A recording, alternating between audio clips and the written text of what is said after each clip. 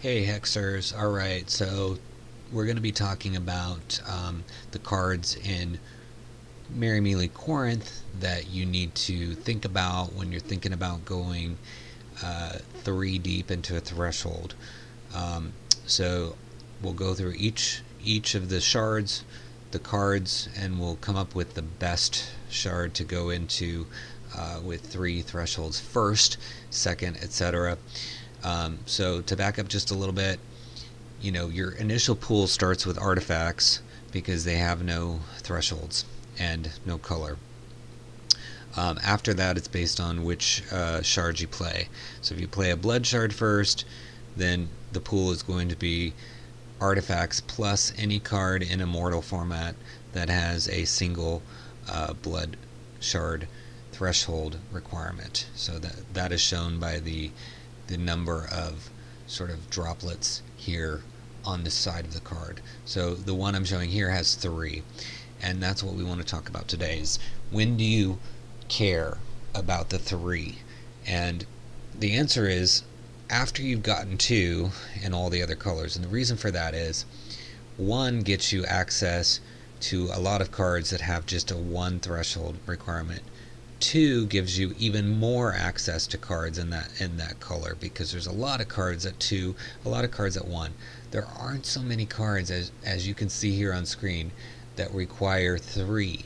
So you definitely want to focus on getting to 2 first. But in this video we're going to figure out if we have to go to 3, where should we go to 3 first, alright? So let's start with blood. So we've got Sadistic Castigator here. So when an opposing champion draws a card, reveal it. This deals damage to them equal to the drawn card's cost. So this is a really good card.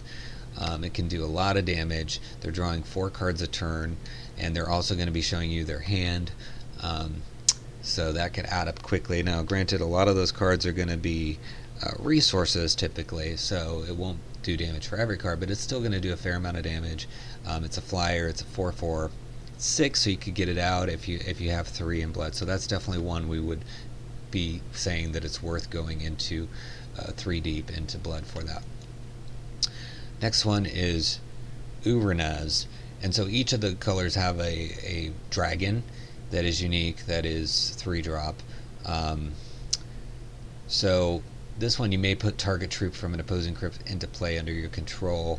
Now remember, most times crypts are empty at the end of a person's turn, so you would have had to have killed something on your turn against them via an attack or something, and then played this to take advantage of that. But you can continue to use this, so if after he's out something dies, you can take advantage of it at whenever he deals damage, so after combat. So I would say he is worth also going into blood. So that's 2 cards. Now Darkspire Tyrant, yeah, it's a 6/3, but you end up getting a random effect. You draw a card for troops in your crypt with Darkspire in the name, which again is not going to be that many typically, because you're going to only get 1 copy of this typically. Same thing with Crypt in the name. Really, none of these are going to fire unless you happen to get lucky and get multiple Darkspires. So I'm going to say this one really isn't worth it, other than it's a big attack value here. So we're going to leave that one off the list as being worth going into 3 for. Now we've got one here with 5. Definitely good values on the card, but it's a low cost. But you're not going to get to 5 unless you play a Curio, or you steal some shards from the deck through Journey to Nightmare, the opponent's deck, or some effect like that. Or, there's a card that says, play this, gain a threshold of your choice. Those kind of cards. So this is not worth going 3 deep into blood for. This one, Demon of Dusk. At the start of each opposing champion's turn, create a Celestial Dawn for that champion and put it into the deck. So this is an Avatar of Despair. It's a 6/6. If you look at the Celestial of Dawn, it prevents all damage that would be dealt to it by blood avatars. So it's basically giving them a flying Celestial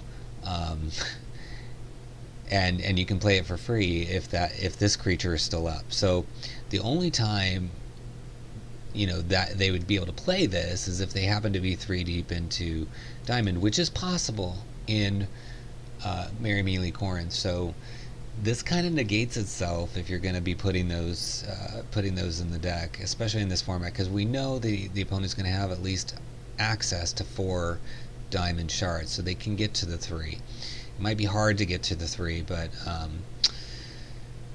they can do it. So it's a toss-up. I mean, maybe they won't get to 3 in time before you've done a bunch of damage with your 6/6 flyer. So I'm going to call this one as like a maybe. But definitely we have 2 so far that are worth it. Next is Devouring Doomspore. It's a 6/6 for 8. You can sacrifice 3 troops to play it for free, and then you get Rage 1 for each troop in your crypt. But again, your crypt is going to recycle. So to me, this is kind of not useful at all, this ability, because you don't want to sacrifice 3 troops typically, unless you built your deck around that, and you're not going to get the Rage ability. So it's really only a 6/6 for 8. And there's plenty of cards that are 6/6 right at 2 threshold or 1 threshold even in some cases. So I'm going to mark that as a no, not worth it. All right, let's move down here. Let's look at Shingami. It's got Crush. When this deals damage to an opposing champion, you may void all troops you control. If you do, put all troops from your crypt in play. If this would enter your crypt, void it instead. So terrible, right? You don't have a crypt. We've been talking about this whole video. If you don't have much in your crypt, this is going to actually be no good, and as soon as it goes into your crypt, it's voided. So I would avoid that card, even if I had the 3 and the threshold, I wouldn't pick that. So not worth it. This one, sacrifice another troop. This gets +1/+1. It's a 3/3. You can get plenty of 3/3s with the other thresholds, and unless you built your deck around sacrificing, or you have things like Dreadlings going, which I don't advise in this format, it's just not going to be good. So another one that we don't care about. This one, it's good. I mean, it doesn't hurt to knock everything down 1/1 if you're going against Candlekins, Dreadlings, little guys. This is good to take out weenies, but yeah, I mean, most things are going to be bigger than 1/1 over time. So, but it could help. I mean, if it makes the difference, if you got a 3/3 blocking a something where -1/-1 would make the difference and allow it to kill the 4/4, could be good. So I'm gonna include this because it does have some versatility. I definitely wouldn't go into 3 in the threshold if this was the only card, but I will add it to the list. So we're at 3 now that we think are worth getting. And then the last one really isn't a threshold of 3. I just wanted to highlight that there are these brides and queens and things, empresses, that you'll see in the various colors, where they don't have the threshold cost here, but they do have an ability down here. And what I would say to you is, when you see that, pretty much ignore it, because the only way you're going to get to 5, as we talked about earlier, is to get a curio, to steal some shards from another player, because your deck is only going to contain 4 of each color to begin with, so you have to get that from somewhere else. It's great if you have Bride in play and you click on Corinth's charge power and it has a curio in it. Go for it. Try to get the 5th one by all means, but don't count on it, is what I'm saying. So to recap on the blood, there's really only 3 cards. I'd say Sadistic, Castigator, Uranaz, and Misery that we would care about. So that's 3 for blood. Let's move on to diamond. So diamond, you've got Resurrection. At the end of your turn, put target troop from your crypt into play. It gets +2/+2. This is actually good in this format because as long as this procs before you draw, which it should, anything that died is going to come back with +2/+2 of your choosing, right? If you have multiple things that died and ended up in the crypt, so it's decent. I would definitely include that as a good option. Although, what I don't like about it is, to get this ability, you're gonna have to spend 9 resources. So that means, if you only have 10, you had to waste a whole turn on this to get it into play, and then hope something goes into the crypt. So, it's kind of a toss-up actually with this one, so I'm going to move that to toss-up category now that I think about it more. And in the comments, let me know if you disagree on any of these assessments. Alright, so then now we have the 5-drop. Each color has a 5-drop threshold-wise. Great ability to make something invincible. It's even better that it's quick action and low cost. But again, getting to that 5 is going to be difficult, so we're going to say no, that's not a reason to go 3. Alright, now Tianost here. It's when Tianost deals damage to an opposing champion, void target opposing card and each opposing card with the same name in all zones. That is super powerful. Again, these dragons that are unique to each color that are 3 threshold are always interesting, usually good. So I'm going to mark this as definitely one we would love to have, especially as a flyer 5/5. So far we've got 1 in Diamond. Blessing of Unicorns, Invincible. So it's always good to have an invincible troop, but at the end of your turn, if you control less than 2 other diamond troops, put this into your hand. So we're playing Merry Melee Corinth, right? So having consistent troops of a color is not easy. So the fact that this is going to be played, not be able to attack because it doesn't have speed, and then get put right back in your hand makes it kind of not worth your time. So I would definitely skip that one. And here we go again with crypt play. Transform all troops in your crypt into phantoms and put them into play. That's, unless you have a bunch of garbage in your crypt, like, a bunch of, dreadlings, maybe some candlekins that are only 1/1s that you don't intend to buff later with illuminate. This is not going to be helpful, especially at 5. There's a lot of other things you can spend 5. So unfortunately, Diamond, I'm viewing as only having 1 card, this lovely Tianost, to go into that color for. So sorry, Diamond. All right, let's look at Ruby. Crown of the Primals. It's a constant. You can give a target troop a bunch of abilities: Speed, Crush, Swift Strike, and Rage 3. And then when that troop goes away, you get to revert this constant and do it again for just 1. So I really like that. Yeah, and 5 isn't too bad of a cost to give something 4 abilities, and Rage 3 is massive, right?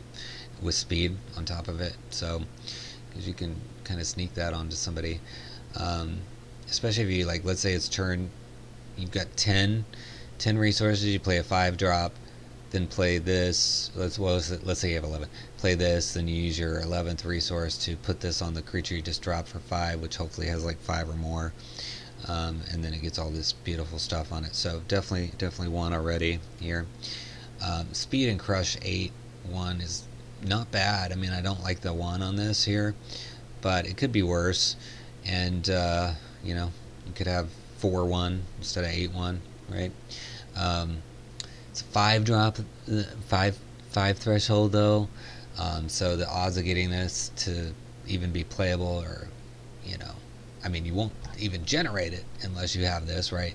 But the odds of getting to that in the game is really low, so we're going to pass on that one. This card, just played against it today. Always wanted to play it in Corinth. I think I've played it maybe once. It's amazing. Got the 3 threshold, and correspondingly summon 3 random Ruby troops. So that is really good. Now they could be just garbage troops or they could be awesome troops, but over time, if you get to play this repeatedly, because you're in late game by the time you're playing this, it could be really good. So we're gonna, and a lot of Ruby troops have speed, right? So you might even get a speed boost out of that. So we're gonna say 2 on that one so far. 2 for Ruby. Let's look at the next one. Destructive Marauder. Each champion's resources become 0/3, and now you're a 7/3. I mean, that could be good if you think this is going to stick around, but my problem with that is if everybody becomes 0/3, then it's going to be at least 3 more turns before you can recast this card, which will then cause this effect again. And this guy is not strong. He's got a 3 defense here, so it's likely that he will die and you won't be able to cast him, and when he comes back he's going to ruin your life again. So I'm going to pass on that one just because I really hate this deploy effect. If this deploy effect wasn't here, I'd say So even without that, because of this 3, I'm not loving him. If he was a speed 7-3 without this, maybe, but no. Alright, now we're coming to the dragon for Ruby, and it is awesome. It's secure.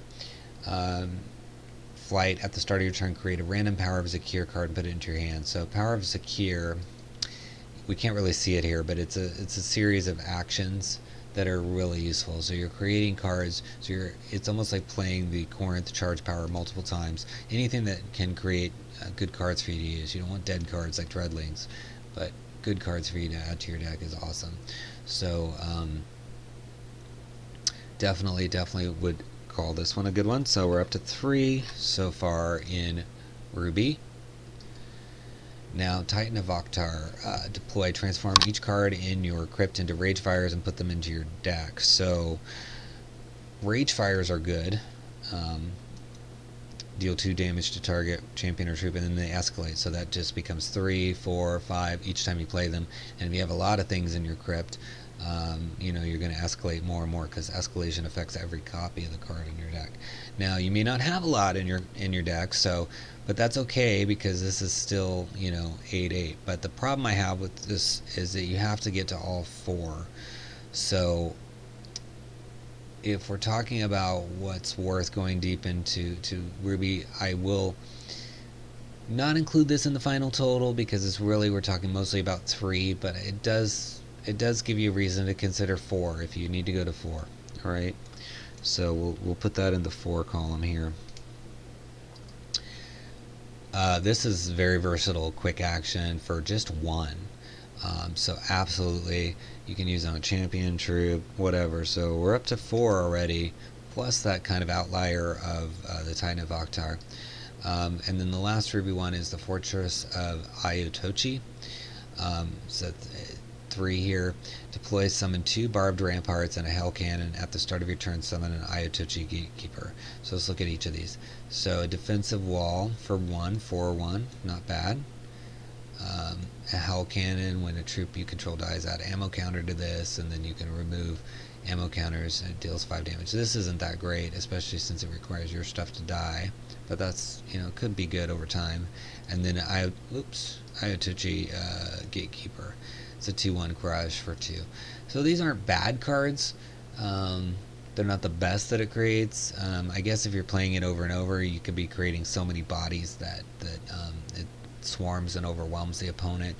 It can also put a bunch of small fry stuff in your deck. Like you know, you don't want to be drawing 3 of these. But the odds that they're going to go into your crypt and back in your deck with a hell cannon is, you know, not likely. Most people aren't going to try to take out that card from your opposing side there. So I would mark this as it's definitely worth it. So that means we're at 5. So right now we've got 5 Ruby cards that are worth going 3 deep into, 3 blood and 1 diamond, with an outlier on the Ruby if you consider 4, so you could go 6 there. I again don't recommend starting with Ruby unless, you know, you just enjoy it. So I wouldn't deliberately start out the game trying to get to 3 shards in Ruby, but if you find yourself in a position where you have to choose between going 3 shards into Ruby or 3 shards into Diamond, we've just shown that really Diamond is not worth it. Now, I may have missed some cards. I don't think so. I took my time, but if I missed any, guys, let me know if there's other 3 drops that are immortal, not PvE, PvP, that are 3 thresholds there. So now let's move on to Sapphire. Menacing Grok. Amazing ability. Stun each opposing troop. I mean, you just can't beat that. That means they could be tapped for almost 2 turns, or exhausted for 2 turns, and it's a 2/2 flyer. I don't love its power and attack here, but we'll mark this as good just because of its deployability, because deploy is extra powerful in this format, because it could come out multiple times. Right, Splinter of Azathoth. Its flight. 1 time you can spend 2 to interrupt target card. If that card is interrupted this way, put it into its champion's hand. You know, you interrupt something, put it into the champion's hand. I mean, they can just play it again if it's not that great. You know, if it's a small cost. It's a 3/4 flight. I mean, I'm kind of middle of the road about this. A 3/4 flyer is good. Um, yeah, I mean, this is kind of maybe. So we'll call this a maybe. At least a 3/4 flyer. You can't go wrong with that. So now here we have Stormclaw's 6/6 flight with spell shield. I mean, that's brutal. You can't take it out with spell. You can only take it out with blocking it, killing it. So to have something that flies that's able to take this out is going to be really rough. At best, you're looking to have chumpers every turn to block this. You know, or you're going to have to give something flight or pump something that's a flyer. You know, there's just not many flyers that are native 6/6ers. So this is a definite worthy card. The Kraken. This one's good. As the Kraken enters play, summon 8 Kraken's tentacles. When the Kraken leaves play, void all Kraken tentacles you control. The Kraken has +1/+1 for each Kraken's tentacle you control. So you're going to summon 8 of these, so it's going to be an 8/8 at the start. And this is a 1-drop that can exhaust target troop by being exhausted itself. That can be super useful. You can do it on their turn, your turn, all that stuff. I will warn you, there is kind of a bug with this card. I was playing against an opponent that had this card out and had the 8 tentacles. I played a subsume on it, and which puts it into my deck, or an assimilate, one of those cards that basically takes the card, puts it into my deck. So the Kraken left play by going into my deck, but it did not void all those tentacles, which violates this step here. So I was really disappointed. I ended up losing that match because he kept tapping, exhausting all of my stuff. Because he had all those tentacles out. So really disappointed that happened. So just be aware that there is that kind of bug if you're playing against this card, and also if you're playing it, if they try to subsume or assimilate it, you will likely get to keep your tentacles. So if it were me and I still had those out, I would have probably not touched them, let them not block, not used them, because I would have felt bad that it was busted and not working properly. It's not really fair. But definitely a great card if you can get it with your 3. So we're now up to 3 with a maybe. So we're kind of at 3.5. Oh, with Sapphire. Okay, Shogoth, unblockable 7/6. I mean, that alone is worth it, right? Put 2 other cards in this, all from your hand into your deck, interrupt target card, and this gets cost -4. So in a pinch, it has an ability that you've already met the threshold requirement for to interrupt something else, and it will reduce the cost of it, so it's even cheaper to play in the future. So all around, this is great. I wouldn't see using this a whole lot, this middle ability, but it's nice in a pinch. Maybe they're going to play something that voids it. And it's better to put it into your deck and reduce its cost than to get it voided, right? So as long as you can, keep that one threshold or one resource available to activate that. So again, another card for this one. So we're at 4.5 on Sapphire. Now comes the Dragon. So Zidu is a 5/5 flyer, and when it deals damage to an opposing champion, draw cards equal to the highest cost among other cards you control. So could be good if you're late game and you have a lot of resources to spend with those cards. It doesn't hurt anything because you're not going to have to discard them. They're going to get your hand's going to get shuffled back into the deck anyway. And a 5/5 flyer is never bad, so I am going to put that also in the column. So we're at 5, and we're not done. So then you've got Vex Storm here. Each champion draws a card for each card they control. Put each card in play into their controller's deck. So this is a wipe. Now it's going to give your opponent a lot of cards, so that can be, if there's worse stuff in the opponent's deck, you might not want to play this if what's out is not as bad as what's in their deck. But it could also help you too. Maybe you have 10 resources and you play this and you'll draw something that you can spend the remaining 4 on. So I'm going to also include this. So we're up to 6 here. Vision Quest. Put 3 cards from your hand into your deck. Add a meditation counter to this. At the start of your turn, draw a card for each meditation counter.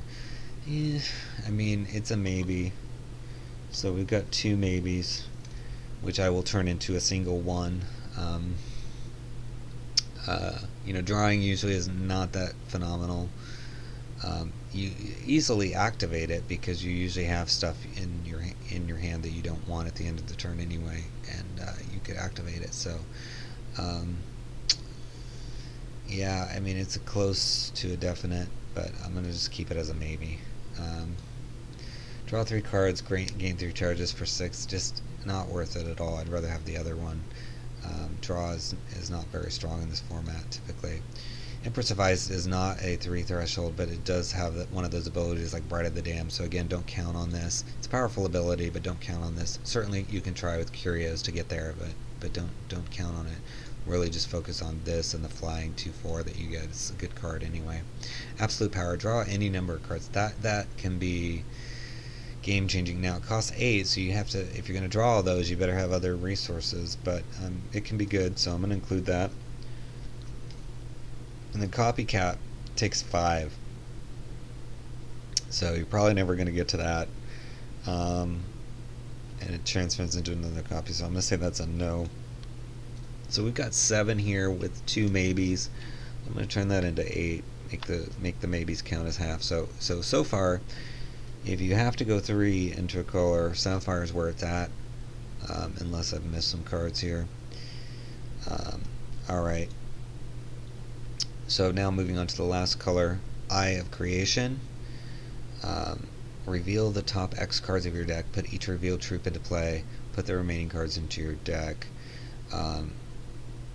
Yeah, I mean, you got a 16 card deck at sometimes, sometimes 8 cards depending on where you are in the game, right? So revealing everything could be possible here, and if you know there's any troops at all, you could get it now. It costs at least 3, so if you had 7 that you want to look at, I mean, you're gonna have to have 10 resources available. So but even, let's say you had a 10 card deck, I mean, even getting 9 to look at 9 of them is going to give you a high probability of getting what you want. So only works on troops though. So, but I'm going to include this as a worthy card.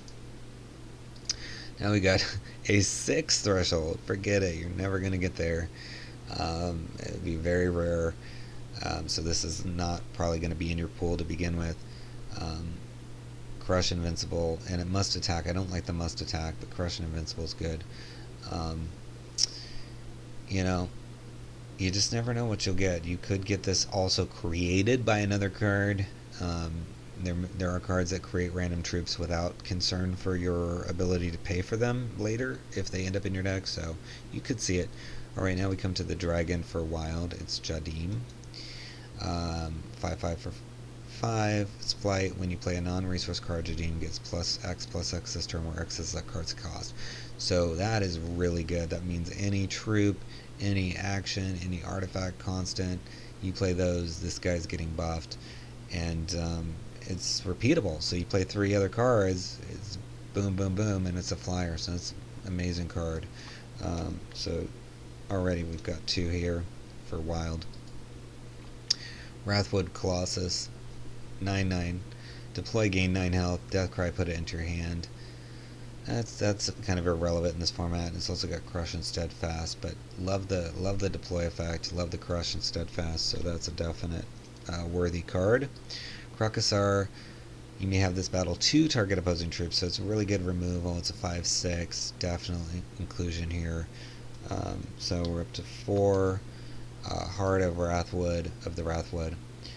This has +1/+1 in all zones for each permanent resource you have. So, turn 10, it's going to be a 10/10. Summon a seed pod for each point of, defense that this has when it dies. So, seed pods are also good. They, at the start of your turn, you add a seed counter, and eventually you remove them and they transform into a random plant. So I like this card a lot. It's better late game than early game, but you can't even play it till you have at least 6. So at minimum it's going to come out 6 unless this was randomly created somehow. So we are now at 5 in wild. So Bloombringer, Steadfast, 6/6. All this is in your hand. Put 6 troops from your crypt into your deck. Play this for free. Yeah, not going to happen probably. Other plants you control +2. Steadfast, probably not going to happen either. But I mean, a 6/6 or 6 is always good, and steadfast at that. So with a bonus if these things are able to play, so we'll include that as a 6. If we didn't have the steadfast, we might have called it a maybe. Alright, so this, it's odd that this is just a 3-drop with this, but I guess it's because it can empower, so you can turn this into a 6 cost 8/8 that can't be interrupted. So I do like empower a lot in this format because you can play it early game, late game, you know, and basically have 2 different cards. So I'm going to include this as a definite. So we're up to 7 here. Cloberdon, I mean, it's a 4/3. I mean, it's not a bad card for 1, but there's a lot of other 4/3s and 3/3s. I mean, yes, the cost is low, but it's going to take you so many turns to get to 3, right, in this format, that I'm going to discount that because you have to get to this. So I'm going to say no, even though I wouldn't mind getting it, and I would probably pick it if I saw it and there was nothing better, but I'm not going to count it as a reason to go 3 deep into wild. This is good. Up to 2 target troops get +4/+4. I don't like that it's this turn only, but it is a quick action, and it's 2 troops as opposed to 1, so we will include that one, taking us to 8. So, you know, since Sapphire has 2 maybes, even though we said 8, it's really 9 possible cards that are added to your pool, because you got to think about cards added to your pool. Getting to 3 threshold, that means everything that's a 1 or 2 is already in your pool and can potentially show up in the charge power of Corinth within the Immortal playset. So you're adding potentially 9 cards by going 3 deep into Sapphire. So I would go Sapphire first into 3. Again, just only if you have to go into 3. Go 2 and 1 on everything before you go 3, unless you've got a card that you're aiming for because of a synergy or some other ability, like maybe you have a card that has something like this but it's 3, right, so you need to go 3 for some reason. You go 3 wild, you get flight or something. So I would go Sapphire first, then I would go wild, then I would go ruby, and then I would go blood, and lastly diamond. So Sapphire has 8 or 9 depending on how you look at it. Wild has 8 cards that you add to your pool that are worth it, and some that are not worth it, like all of these colors. Ruby has 5, maybe 1 extra one for, you know, in the 4 threshold range, so you're potentially adding 6 cards. Blood, you're adding 3 that are worthy, and diamond, you're only adding 1 that's worthy. So you know, file that away in your brain, or have a little post-it note next to your computer or PS4 when you play in this game. Well, I hope you guys have learned something in this video. Again, let me know if I missed any. I try to really carefully look through the Immortal options here to see what was possible to have with multiple thresholds, but yeah, good luck. Hope this helped you, and happy hexing.